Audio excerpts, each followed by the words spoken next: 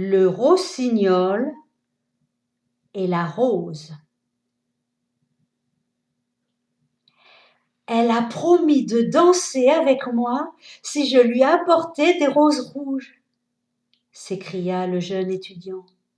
Mais il n'y a pas une rose rouge dans tout le jardin. De son nid dans le chêne vert, le rossignol l'entendit. Il regarda à travers le feuillage et s'étonna.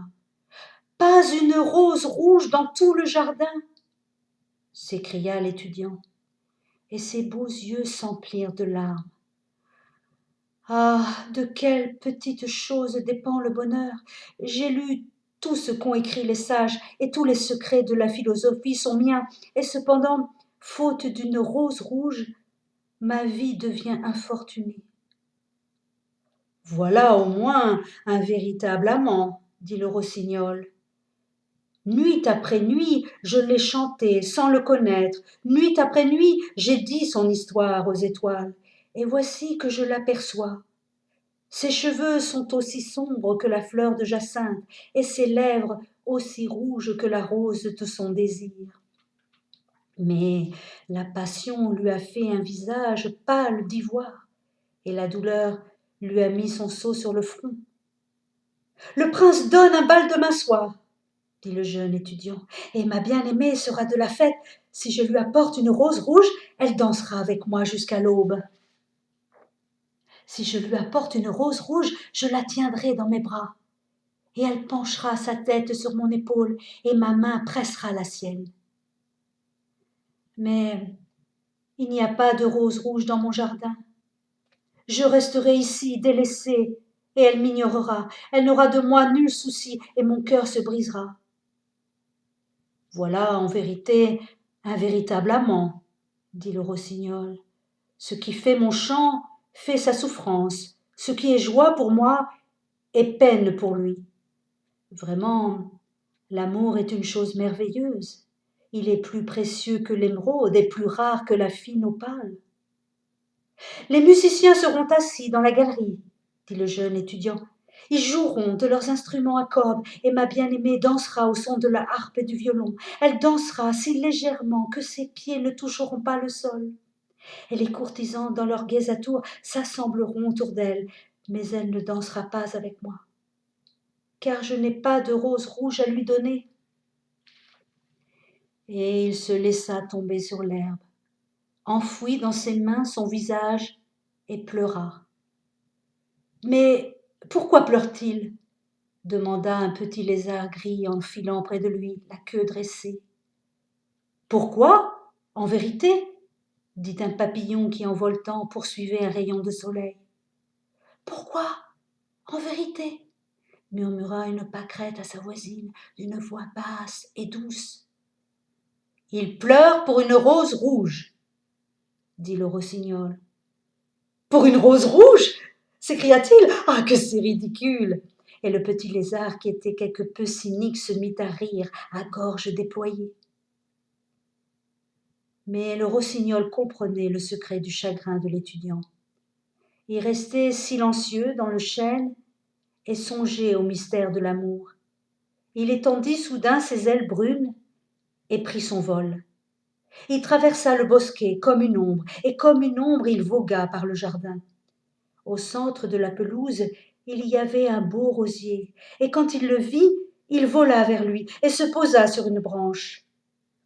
« Donne-moi une rose rouge, » s'écria-t-il, « et je te chanterai ma plus jolie chanson. » Mais le rosier secoua la tête. « Mes roses sont blanches, » répondit-il, « aussi blanches que l'écume de la mer et plus blanches que la neige des montagnes. Mais va voir mon frère qui croît autour du cadran solaire. Peut-être te donnera-t-il ce que tu désires. » Et le rossignol vola vers le rosier qui croissait autour du vieux cadran solaire. « Donne-moi une rose rouge, » s'écria-t-il, « et je te chanterai ma plus jolie chanson. » Mais le rosier secoua la tête. « Mes roses sont jaunes, » répondit-il, « aussi jaunes que les cheveux de la sirène assise sur un trône d'ambre et plus jaunes que le narcisse qui fleurit dans le pré. Mais va voir mon frère qui croit sous la fenêtre de l'étudiant. Peut-être te donnera-t-il ce que tu désires. » Et le rossignol vola vers le rosier qui croissait sous la fenêtre de l'étudiant. « Donne-moi une rose rouge, s'écria-t-il, et je te chanterai ma plus jolie chanson. » Mais le rosier secoua la tête. « Mes roses sont rouges, répondit-il, aussi rouges que les pattes de la colombe et plus rouges que les grands éventails de corail qui s'agitent sans cesse dans la caverne de l'océan. Mais l'hiver a glacé mes veines, et le froid a détruit mes bourgeons, et l'orage a brisé mes branches, et je n'aurai pas de rose cette année. C'est une rose rouge que je désire, s'écria le rossignol. Rien qu'une rose rouge, y a-t-il aucun moyen de l'obtenir? Il y a bien un moyen, répondit le rosier, mais il est si terrible que je n'ose te le dire. Dis-le-moi, pria le rossignol, je n'ai pas peur. Si tu ne veux une rose rouge, dit le rosier, il faut que tu la crées avec de la musique au clair de lune et que tu la teintes du propre son de ton cœur. Il faut que tu chantes pour moi avec ta gorge contre une épine. Toute la nuit, il faut que tu chantes pour moi et que l'épine perce ton cœur et le sang de ta vie doit couler dans mes veines et devenir mien. La mort est un grand prix à payer pour une rose rouge, s'écria le rossignol, et la vie est très chère à tous. Il est agréable de s'asseoir dans le bois vert et de contempler le soleil dans son char d'or et la lune dans son char de perles. Doux est le parfum de l'aubépine, et jolis sont les campanules qui se cachent dans la vallée et la bruyère qui fleurit sur la colline. Mais l'amour vaut mieux que la vie, et qu'est-ce que le cœur d'un oiseau comparé au cœur d'un homme? Et il étendit ses ailes brunes et prit son vol. Il parcourut le jardin comme une ombre, et comme une ombre, il vogua vers le bosquet. Le jeune étudiant était encore couché sur l'herbe, là où il l'avait laissé, et il y avait encore des larmes dans ses beaux yeux. « Sois heureux !» s'écria le rossignol. « Sois heureux, tu auras ta rose rouge. Je la créerai avec de la musique au clair de lune et la teinterai du propre son de mon cœur. Tout ce que je te demande en retour, c'est que tu sois un amant véritable. L'amour est plus sage que la philosophie, bien qu'elle soit sage, et plus puissant que le pouvoir, bien qu'il soit puissant. Ses ailes sont couleur de flamme, et couleur de flamme est son corps. Ses lèvres sont tout comme miel, et son haleine est comme l'encens. » L'étudiant leva les yeux et écouta. Mais il ne pouvait comprendre ce que lui disait le rossignol, car il ne savait que les choses qui sont écrites dans les livres. Mais le chêne vert comprit, et il s'attrista, car il aimait chèrement le petit rossignol qui avait fait son nid dans ses branches. « Chante-moi une dernière chanson, murmura-t-il. Je serai bien seul quand tu seras parti. » Et le rossignol chanta pour le chêne vert, et sa voix était comme de l'eau qui coule en murmurant d'un vase d'argent. Quand il eut fini son chant, l'étudiant se leva et tira un carnet et un crayon de sa poche. « Il a de la technique, se dit-il en traversant le bosquet. On ne peut le lui dénier, mais a-t-il du sentiment? Je crains bien que non. En réalité, il est comme la plupart des artistes, il est tout style et sans sincérité. Il ne se sacrifierait pas pour les autres, il ne pense qu'à la musique. Et chacun sait que les arts sont égoïstes. Et pourtant, il faut admettre qu'il a quelques belles notes dans la voix. Quel dommage qu'elles ne signifient rien ou ne servent pas à quelque chose. » Et il entra dans sa chambre, s'étendit sur son lit et se mit à songer à son amour. Et après un certain temps, il s'endormit. Et quand la lune brilla dans le ciel, le rossignol vola vers le rosier et mit sa gorge contre l'épine. Toute la nuit, il chanta avec sa gorge contre l'épine et la froide lune de cristal se pencha pour écouter. Toute la nuit, il chanta, et l'épine entra de plus en plus profondément dans sa gorge, et le sang de sa vie s'en alla de son corps. Il chanta d'abord la naissance de l'amour dans le cœur d'un jeune homme et d'une jeune fille, et sur la plus haute branche du rosier fleurit une rose merveilleuse, pétale après pétale, comme chant après chant. D'abord, elle fut pâle, pâle comme les vapeurs suspendues au-dessus de la rivière, pâle comme les pieds du matin et argentée comme les ailes de l'aube, comme l'ombre d'une rose dans un miroir d'argent, comme l'ombre d'une rose dans un étang. Ainsi était la rose qui fleurit sur la plus haute branche du rosier. Mais le rosier cria au rossignol de se presser plus fort contre l'épine. « Presse-toi plus fort, petit rossignol !» cria le rosier, « sinon le jour viendra avant que la rose soit finie. » Et le rosier se pressa plus fort contre l'épine, et son chant s'éleva de plus en plus, car il chantait la naissance de la passion dans l'âme d'un homme et d'une femme. Et une délicate rougeur apparut sur les pétales de la rose, comme la rougeur sur le visage de l'époux quand il baise les lèvres de l'épousée. Mais l'épine n'avait pas encore atteint son cœur, de sorte que le cœur de la rose demeurait blanc, car seul le sang du cœur d'un rossignol peut empourprer le cœur d'une rose. Et le rosier cria au rossignol de se presser plus fort contre l'épine. « Presse-toi plus fort, petit rossignol !» cria le rosier, « sinon le jour viendra avant que la rose soit finie. » Et le rossignol se pressa plus fort contre l'épine, et l'épine toucha son cœur, et une douleur cruelle le transperça.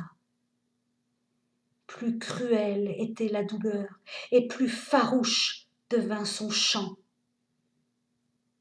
Et la rose merveilleuse devint pourpre, comme le rose du ciel d'Orient. Pourpre était le cercle des pétales, et pourpre comme un rubis était le cœur. Mais la voix du rossignol s'affaiblit de plus en plus, et ses petites ailes se mirent à battre, et un voile descendit sur ses yeux.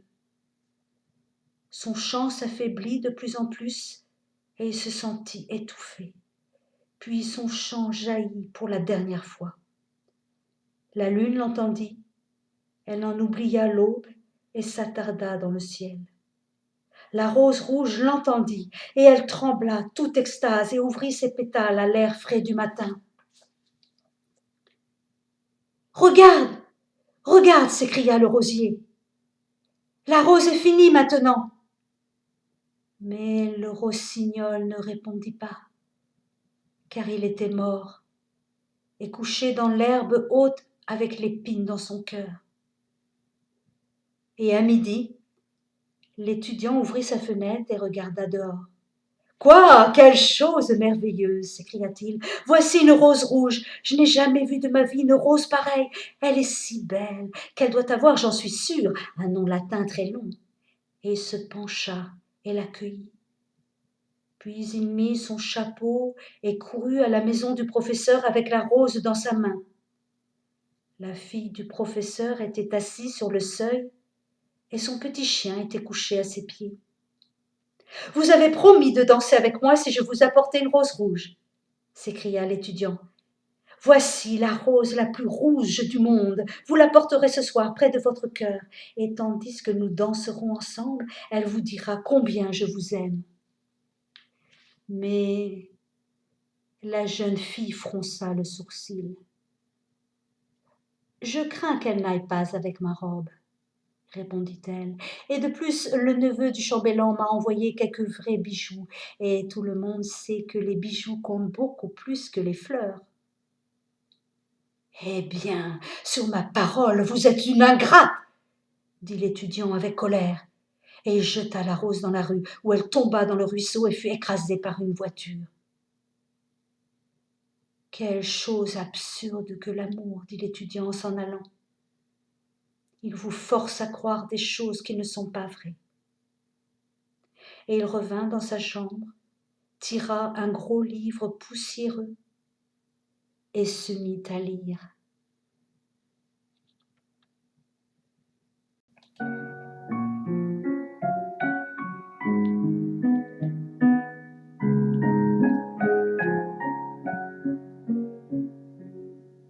Le géant égoïste.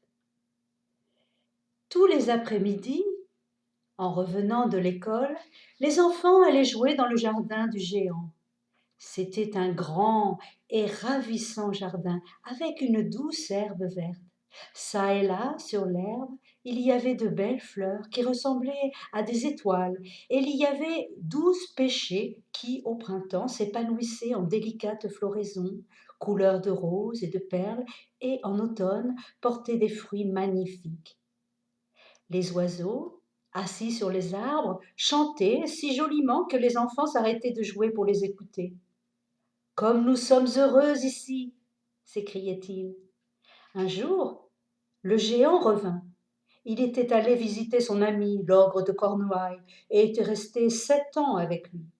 Au bout de 7 ans, il avait dit tout ce qu'il avait à dire, car sa conversation était limitée, et il avait décidé de retourner dans son château. Quand il arriva, il vit les enfants jouer dans le jardin. « Que faites-vous ici ?» s'écria-t-il d'une voix très rude. Et les enfants s'enfuirent. « Mon jardin à moi et mon jardin à moi. Tout le monde peut comprendre cela, non ? Et je ne laisserai personne d'autre que moi y jouer. » Et il construisit tout autour un mur très haut et mit un écriteau. « Défense d'entrée sous peine d'amende. » C'était un géant très égoïste. Les pauvres enfants n'avaient plus d'endroit pour jouer. Ils essayèrent de jouer sur la route, mais la route était très poussiéreuse et pleine de gros cailloux, et ils n'aimaient pas cela. Après avoir appris leur leçon, ils erraient autour du mur en parlant du beau jardin qui était à l'intérieur. « Comme nous y étions heureux !» disaient-ils entre eux. Puis vint le printemps, et partout dans les champs il y avait des petites fleurs et des petits oiseaux. Dans le seul jardin du géant égoïste, c'était encore l'hiver. Les oiseaux se souciaient peu d'y chanter puisqu'il n'y avait pas d'enfants, et les arbres oubliaient d'y fleurir. Un jour, une belle fleur sortit sa tête de l'herbe, mais quand elle vit l'écriteau, elle fut si peinée pour les enfants qu'elle se glissa de nouveau dans la terre et se remit à dormir. Les seuls satisfaits étaient la neige et le gel. « Le printemps a oublié le jardin !» s'écriait-il, « de sorte que nous vivrons ici toute l'année. » La neige couvrit l'herbe de son grand manteau blanc et le gel peignit d'argent tous les arbres. Puis ils invitèrent le vent du nord à demeurer avec eux, et il vint. Il était enveloppé de fourrure et mugissait tout le jour dans le jardin et renversait les cheminées. « Voilà un endroit délicieux, dit-il. Il faut que nous invitions la grêle. » Et la grêle vint. Tous les jours, pendant 3 heures, elle crépitait sur le toit du château jusqu'à ce qu'elle se brisât la plupart des ardoises. Puis elle courait tout autour du jardin, aussi vite qu'elle pouvait. Elle était habillée de gris et son haleine était comme de la glace. « Je ne puis comprendre pourquoi le printemps tarde à venir, » disait le géant égoïste, tandis qu'il restait assis près de la fenêtre et regardait son jardin froid et blanc. « J'espère que le temps va changer. » Mais le printemps ne venait jamais, pas plus que l'été. L'automne donnait des fruits d'or à tous les jardins, mais n'en donnait aucun au jardin du géant. « Il est trop égoïste, » disait-il, de sorte que l'hiver y régnait toujours et que le vent du nord et la grêle, le gel et la neige dansaient parmi les arbres. Un matin, le géant était éveillé dans son lit quand il entendit une musique ravissante. Elle résonna si agréablement à ses oreilles qu'il pensa que ce devaient être les musiciens du roi qui passaient par là. En réalité, ce n'était qu'un petit linot qui chantait dehors près de la fenêtre. Mais il y avait si longtemps qu'il n'avait entendu un oiseau chanter dans son jardin que cela lui parut la plus belle musique du monde. Alors, la grêle s'arrêta de danser au-dessus de sa tête et le vent du nord cessa de mugir et un doux parfum monta jusqu'à lui par la fenêtre ouverte. « Ah, je crois que le printemps est enfin venu, dit le géant, et il sauta du lit et regarda dehors. Que vit-il ? Il vit le plus merveilleux spectacle. À travers un petit trou dans le mur, les enfants s'étaient glissés à l'intérieur et ils étaient assis sur les branches des arbres. Dans chaque arbre qu'ils pouvaient voir, il y avait un petit enfant, et les arbres étaient si contents de voir les enfants revenus qu'ils s'étaient couverts de fleurs et agitaient doucement leurs bras au-dessus des têtes des enfants.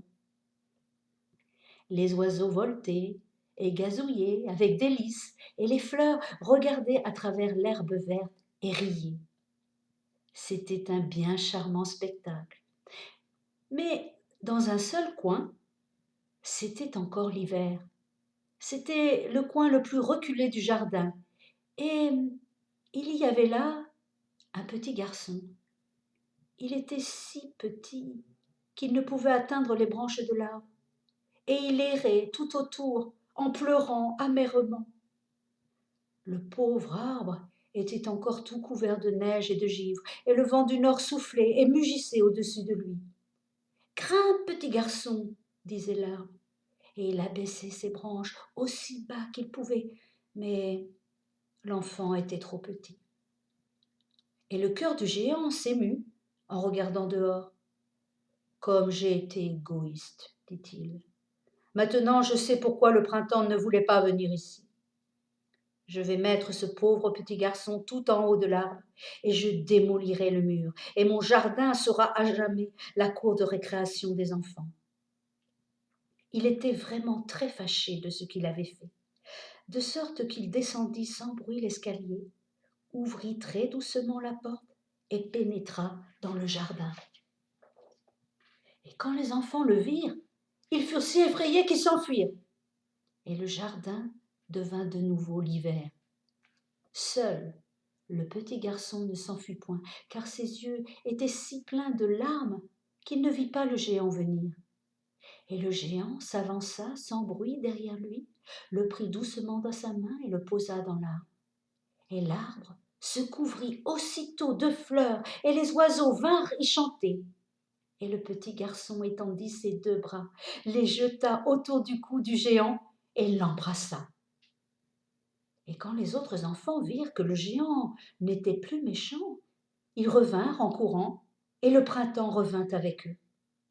« C'est votre jardin maintenant, petits enfants, dit le géant, et il prit une grande hache et fit tomber le mur. Et quand tous les gens allèrent au marché à midi, ils virent le géant en train de jouer avec les enfants dans le plus beau jardin qu'ils eussent jamais vu. Ils jouèrent tout le jour, et le soir, ils vinrent dire au revoir au géant. « Mais où donc est votre petit compagnon ? Demanda-t-il. « Celui que j'ai posé dans l'arbre. » Le géant l'aimait mieux que les autres, parce qu'il l'avait embrassé. « Nous n'en savons rien, répondirent les enfants. « Il est parti ? Il faut que vous lui disiez de venir demain, dit le géant. » Mais les enfants répondirent qu'ils ne savaient où il habitait et ne l'avaient jamais vu auparavant. Et le géant fut très triste. Tous les après-midi, après l'école, les enfants vinrent jouer avec le géant, mais on ne revit jamais le petit garçon que le géant aimait. Le géant était très bon pour tous les enfants, mais il désirait revoir son premier petit ami et parlait souvent de lui. « Comme j'aimerais le voir, disait-il. » Les années passèrent et le géant devint très vieux et très faible. Il ne pouvait plus jouer, de sorte qu'il restait assis dans un fauteuil immense, regardait les jeux des enfants et admirait son jardin. « Ah, j'ai beaucoup de belles fleurs, disait-il, mais les enfants sont les plus belles fleurs de toutes. Un matin d'hiver, il regardait par la fenêtre en s'habillant. Il ne détestait plus autant l'hiver, car il savait que c'était simplement le printemps endormi et que les fleurs se reposaient. Soudain, émerveillé, il se frotta les yeux et regarda fixement. C'était certainement une vue merveilleuse. Dans le coin le plus reculé du jardin, il y avait un arbre tout couvert de ravissantes fleurs blanches. Ses branches étaient toutes dorées et des fruits d'argent y étaient suspendus, et au-dessous se tenait le petit garçon qu'il avait aimé. Dans sa joie, le géant descendit en courant l'escalier et pénétra dans le jardin. Il traversa l'herbe en toute hâte et arriva près de l'enfant. Et quand il fut tout près, son visage rougit de colère, et il dit : « Qui a osé te blesser ?» Car sur les paumes de l'enfant, il y avait l'empreinte de 2 clous, et il y avait aussi l'empreinte de 2 clous sur les petits pieds. « Qui a osé te blesser ?» s'écria le géant. « Dis-le-moi, afin que je prenne mon grand sabre et que je le tue. » « Non, » répondit l'enfant, « ce sont les blessures de l'amour. »« Qui donc es-tu » dit le géant. Et une crainte étrange s'empara de lui, et il s'agenouilla devant le petit enfant. Et l'enfant sourit au géant et lui dit : « Tu m'as laissé un jour jouer dans ton jardin.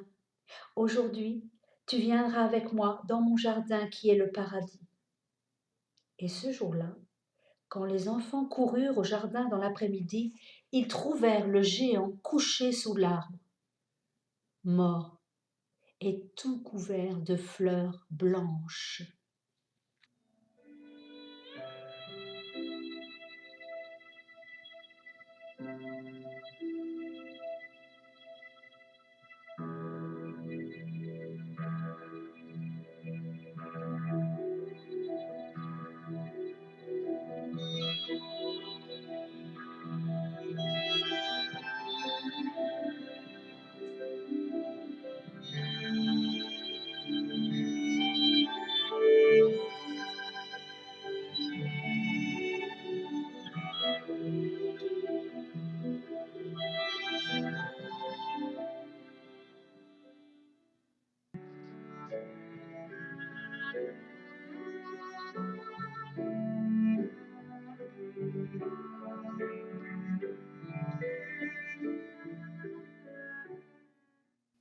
Les 3 oranges. Il y avait une fois, il y a bien longtemps de cela, une petite maison dans la campagne. Et dans cette maison vivaient le père, la mère et 3 garçons. Mais dans cette maison, il n'y avait pas beaucoup d'argent.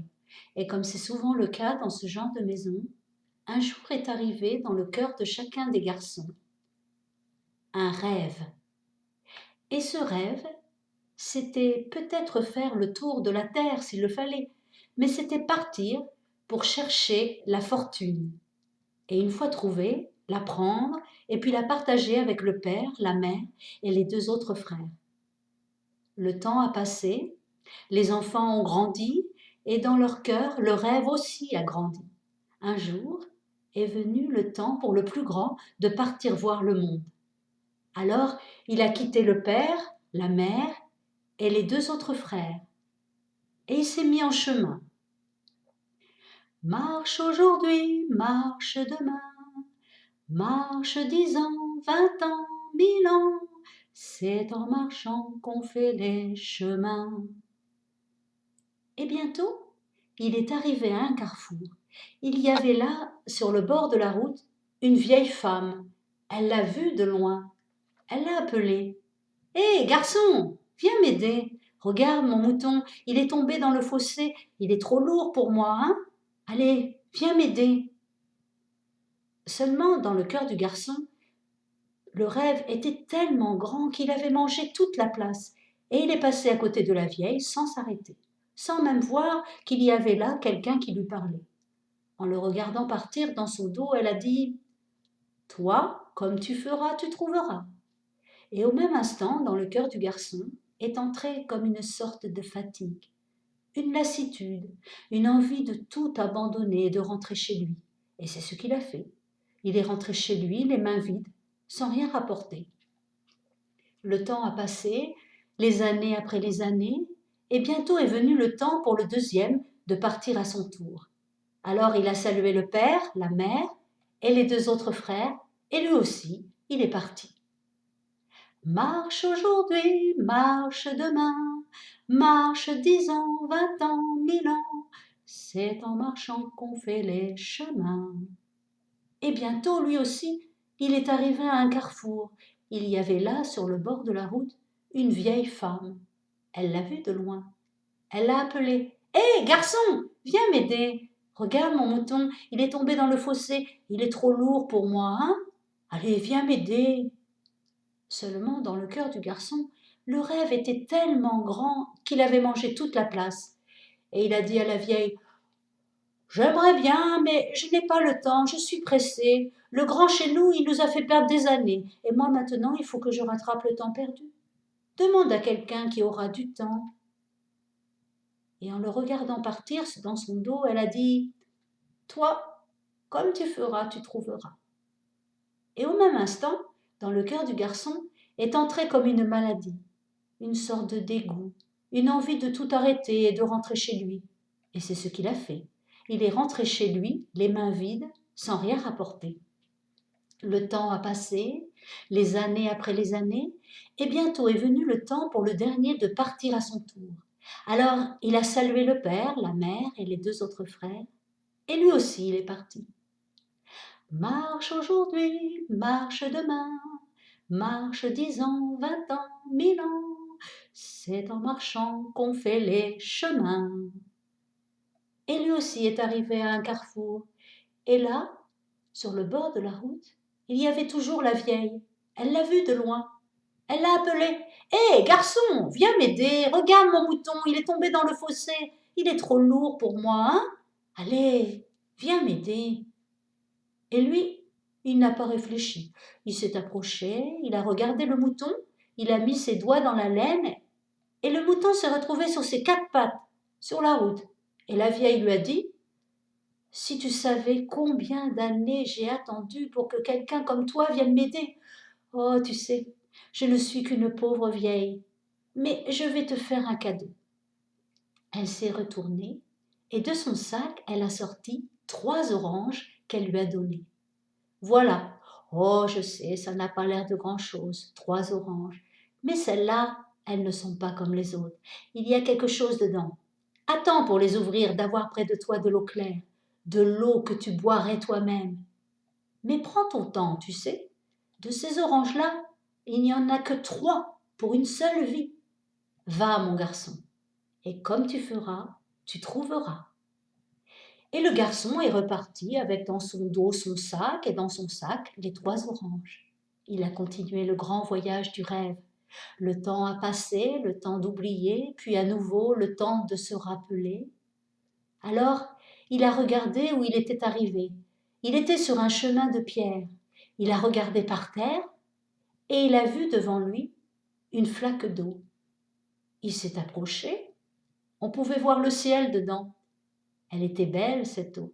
C'était une eau de pluie, une eau de la nuit. Personne n'avait encore marché dans cette eau-là. Alors il a pensé que c'était peut-être le moment. Il a sorti de sac une orange.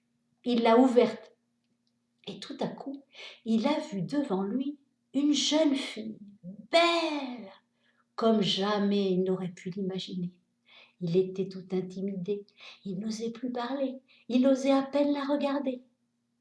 Elle lui a dit « Donne-moi à boire. » Alors il a montré l'eau et la jeune fille s'est agenouillée et de sa main elle s'est mise à ramasser cette eau et à boire.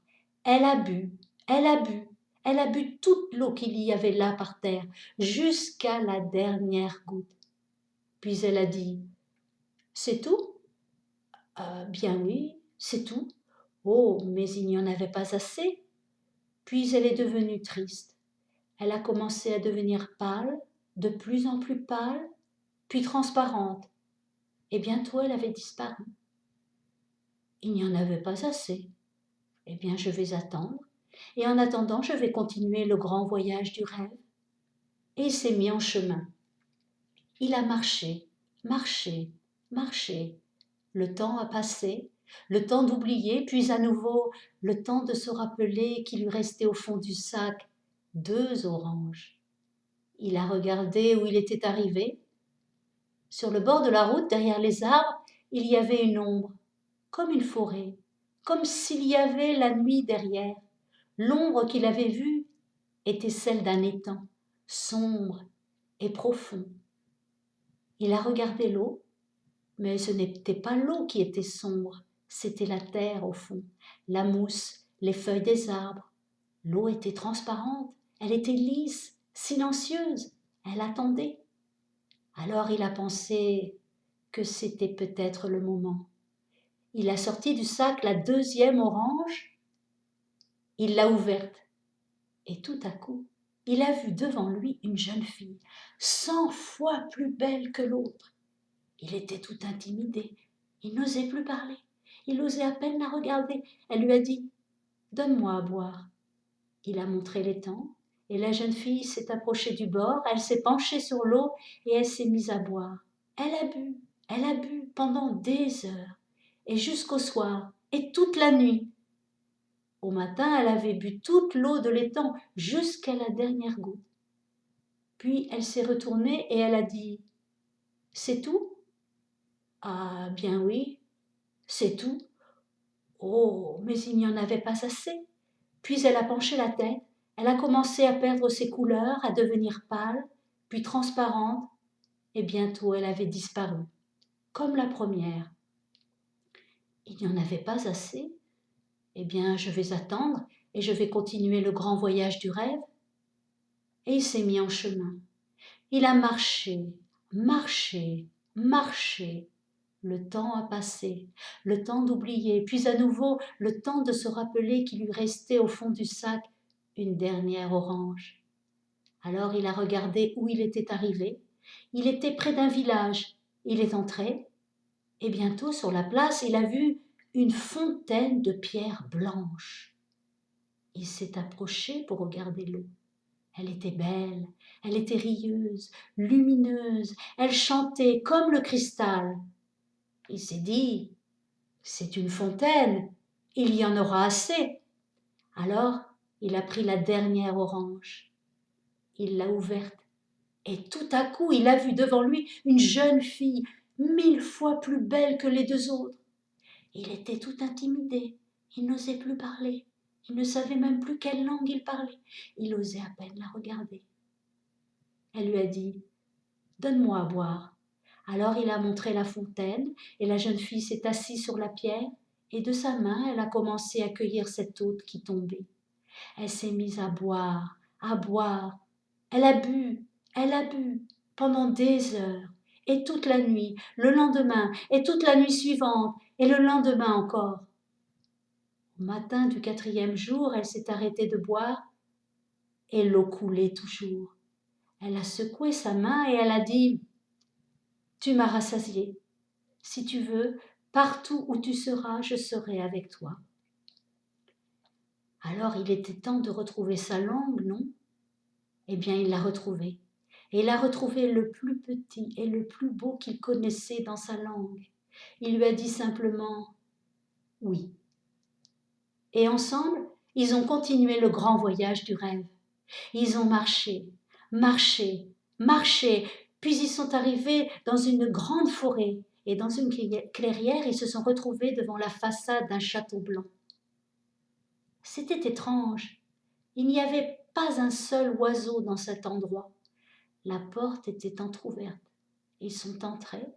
Au fond de la salle se trouvait une table immense, couverte de pain, de viande, de fruits, à boire et à manger pour des centaines et des centaines de gens. Ils ont appelé. Personne. Alors ils ont goûté un fruit, puis 2, ils ont mangé encore, puis ils ont appelé pour savoir s'il y avait quelqu'un à remercier. Le château semblait inhabité. Il y avait un grand escalier de pierre. Ils sont montés et ils sont arrivés dans une autre salle au fond de laquelle était un grand lit blanc. Ça doit être bon de dormir dans un beau lit comme ça. Cela faisait si longtemps qu'il dormait dans la paille des granges ou des champs. Il l'a regardé et il lui a dit « On ose ?» Eh bien, ils ont osé. Seulement, le lendemain, quand il s'est réveillé, le garçon ne reconnaissait plus les murs de la salle. Il y avait maintenant autour d'eux des jardiniers, des chasseurs, des cavaliers, des paysans, des serviteurs, des centaines et des centaines de gens. Le plus vieux s'est approché d'eux et leur a dit « Vous êtes entrés et vous êtes servis. Vous avez eu raison, ce château vous attendait depuis toujours, il était fait pour vous. Vous voici maintenant prince et princesse, et nous tous qui sommes là, nous sommes à votre service. » Mais alors c'était ça, le rêve du voyage? La fortune? Il était riche, il avait un château, des domaines, des gens à son service, il était prince, et il avait la plus belle princesse qu'on pouvait espérer. Qu'espérer de plus? Si, une chose, sa parole. Alors, sans attendre, il a confié la princesse aux gens du château et il a dit « Je ne veux pas que le soleil passe sur cette journée sans m'en retourner chercher le père, la mère et les 2 autres frères. » Et il s'est mis en chemin. Les jours et les semaines ont passé et enfin on a entendu frapper à la porte du château. Mais quand on a ouvert, ce n'était pas le prince qui rentrait avec sa famille. Il y avait là une vieille femme. « Il paraît qu'habite ici une princesse belle comme le jour. Permettez à une pauvre vieille comme moi de voir quelque chose de beau avant de mourir. » Elle était sale, elle avait des cheveux, des yeux méchants, alors on l'a chassée. « Passe ton chemin, il n'y a rien de bon pour toi ici. »« Vous me chassez, mais demandez-lui au moins. » Et quand la princesse l'a vue, elle a dit « Oh, laissez-la entrer, c'est une pauvre vieille. » On les a laissés seuls. Puis elle a dit à la princesse « Comme vous avez de beaux cheveux, permettez à une pauvre vieille comme moi de passer une fois ses pauvres mains dans d'aussi beaux cheveux. S'il vous plaît. » Elle n'avait pas très envie, mais elle a dit « Bien, si vous voulez. » Et la vieille a passé ses doigts maigres dans les cheveux de la princesse. Et elle a dit « Oh, comme ils sont fins! Est-ce que je peux recommencer ?»« Une fois, si vous voulez. » Et la vieille a caressé les cheveux à nouveau. « Comme ils sont légers! Est-ce que je peux recommencer ?» Une dernière fois alors. Mais cette fois, la vieille a sorti de son épaule une épingle qu'elle a plantée dans la tête de la princesse qui s'est transformée en oiseau, qui s'est envolée par la fenêtre et qui a disparu dans la forêt. La vieille a quitté le château sans bruit. L'instant d'après, quand on est revenu dans la pièce, ne s'y trouvait ni la sorcière, ni la princesse. On a appelé, on a cherché, en vain. Puis un jour, enfin, on a frappé à nouveau à la porte. C'était le prince qui arrivait avec sa famille. Et il a bien fallu lui dire « Prince, il est arrivé un malheur. Une vieille a demandé à voir la princesse. On les a laissés seuls un instant, mais depuis, on ne les a plus revus. » Alors le prince a baissé la tête. Sans répondre, il a gravi les marches de pierre, il est allé dans la chambre. Il a tiré une chaise devant la fenêtre, il a posé ses yeux au bout du chemin. Et depuis cet instant, il n'a plus jamais parlé, ni souri, ni mangé, ni dormi. Les jours passaient et le prince devenait pâle. Il perdait peu à peu ses couleurs. On s'inquiétait pour sa santé, on disait qu'il allait se laisser mourir de chagrin. Un jour, le fils du jardinier est allé le trouver et lui a dit « Prince, prince, chaque matin il y a un petit oiseau qui vient se poser sur le bord de ma fenêtre. Est-ce que je peux l'attraper? Prince, prince, chaque matin il y a un petit oiseau qui vient se... Fais ce que tu veux, a dit le prince. Alors, tout content, le petit garçon est descendu. Il a attendu le lendemain. Il a attrapé l'oiseau, l'a mis dans une cage.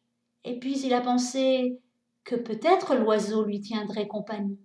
Alors il a posé la cage sur une table dans la chambre du prince. Mais lui ne regardait déjà plus rien. Un jour, le chagrin était devenu tellement lourd qu'il a eu envie de caresser quelque chose, n'importe quoi. Le prince a vu la cage, a pris l'oiseau et l'a caressé doucement. Mais sur la tête de l'oiseau, il a senti une épingle. Il l'a retirée et la princesse était là, de nouveau, devant lui.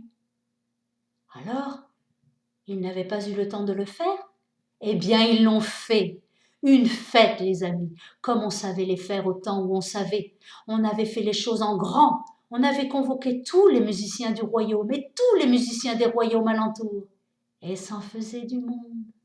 On les a fait monter tous ensemble sur un tonneau pour bien les entendre. Et on leur a dit « Jouez tout ce que vous savez faire. On vous prévient. S'il y en a un qui tombe ou qui s'arrête, on lui coupe les oreilles. » Alors vous pensez, ils ont joué, on a dansé, dansé, dansé, les invités dansaient, les tapis, les armoires, les cheminées, le château tout entier dansait. Ah, ah, mais vous savez qu'au bout d'une journée, on commençait à avoir faim. Il fallait reprendre des forces. Eh bien, on avait fait les choses en grand. On avait convoqué tous les cuisiniers du royaume et tous les cuisiniers des royaumes alentours.